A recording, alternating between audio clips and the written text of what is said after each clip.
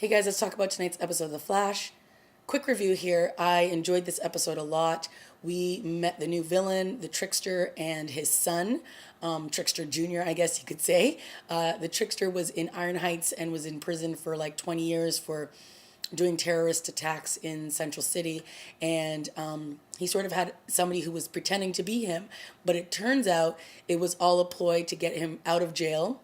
And then once the real Trickster was released, he revealed to the fake Trickster that he is actually his father. So it was a really cool dynamic that was going on there. He was trying to do this big old like trying to rob people, or what was he trying to do it was like a mayor's event, and he showed up and all drama ensued, and of course Barry was there and he put some bomb on his wrist, and it was very entertaining. I thought that the villain of the week was really good. I liked it a lot. But the real meat and potatoes of this story was all about the Reverse Flash and the man in yellow, who we're still not sure who it is.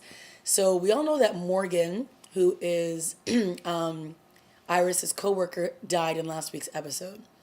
And because we're now in this timeline, not the one that happened 2 episodes ago, we're continuing forwards with this. And at the end of last week's episode, Barry was very suspicious of Dr. Wells. He went to Joe with his suspicions, and the two of them are now working together to try to figure out what exactly it is that Harrison Wells is up to and how it all relates to the death of his mother. So we get a flashback to 15 years ago, and we see the Reverse Flash and another Flash in there in red, and they're circling around the mom. Little Barry comes down. He sees all this, and we've seen all this before. What we didn't see before was what happened after, and we saw the flash of red running off, and then all of a sudden it stops. And what we realize is that it is, I think you call him Eobard Thawne. Is it Eobard? Oh, guys, don't hate me. I'm sorry. And he is actually pretty much right. Well, he is Harrison Wells, but he is not that until the end of the episode, and you'll understand in a second. Well, you've already seen the episode, so you already know. But the point is that he gets stuck in this timeline, and because he had met up with the other Flash, or sorry, the other Speedster, it made it so that he couldn't speed up fast enough to get out of this timeline. So he was stuck there.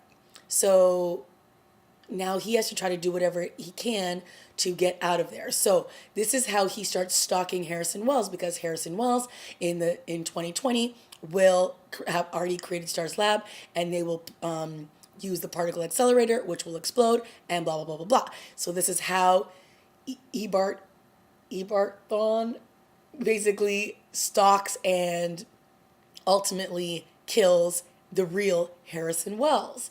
So he is a scientist, obviously, and he jumps into or uses some device to take over Harrison Wells' body. Crazy, but very cool. So I like that we finally get the explanation as to, was Harrison Wells always evil? No, he's actually not who he appears to be. He has the face of Harrison Wells, but he's really Eobard Thawne inside, if that's how you say the name correctly. So, yeah, very interesting. And then, of course, we had Iris contact the Flash in this episode, and she was tracking him down so that he could look into the absence of Morgan. And, finally, the reveal happens where first of all, can I just say Joe and Barry have another great conversation, as they always do. And, Joe is basically saying, look, I wish I was you. I wish I could have this special quality that you have, but, I pretty much just have to live with what I got. But you are so special, and don't worry, because Barry's all upset because his father was kidnapped by the Tricksters and was basically being used as ransom or being held hostage.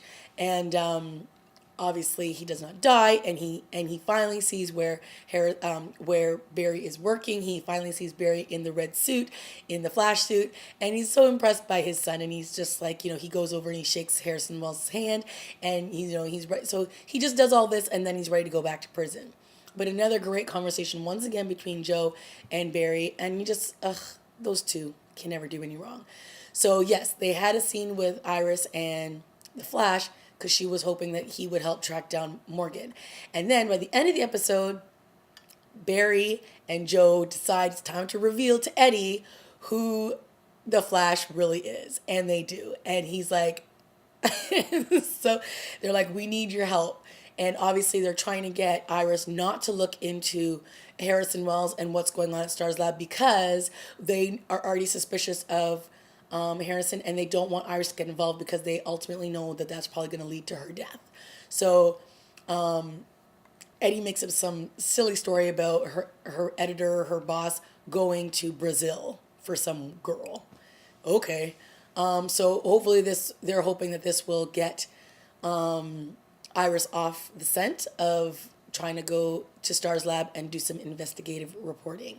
So of course at the end, they're all at the house, at Joe's house, and the three of them are talking, Eddie, Joe, and Barry, and Barry reveals that when Harrison Wells was explaining to him like how to get to speed up really fast and what it felt like and the experience of it. He's like, it was too intimate. He knew what that felt like. So he believes that he is the Reverse Flash. So Barry believes that Harrison Wells is the Reverse Flash. So clearly he's on to him. He knows. He just has to now prove it. And I think that Harrison was obviously catching on to Barry's behavior in this episode, and I'm sure that it's not going to be long before he does something about that. And we all know what he is capable of doing. And I like that in the flashback, when we see Eobard Thawne, and when he flips over Harrison's car to get to Harrison and the wife, he says, "Oh, she's been dead for centuries." And that is what in 2 episodes ago, the fake Harrison says to Cisco, "Oh, sorry, but you've been dead for centuries." Because that's just, they're stuck in this, he's stuck in this time and he needs to get out of there. So very big reveals in this episode. Very cool. Can't wait to see what happens next week. I think we're only 3 or 4 episodes away from the finale. So yeah, another solid episode. I enjoyed the villains. I enjoyed all the flashbacks, and I enjoyed the reveal of Barry to Eddie. And let's hope that this helps Eddie get a little bit more of a personality and they write him a little bit better now because they haven't been doing a really good job. Okay, guys, that's it for me. Let me know what you thought of this week's episode, and I will see you next week.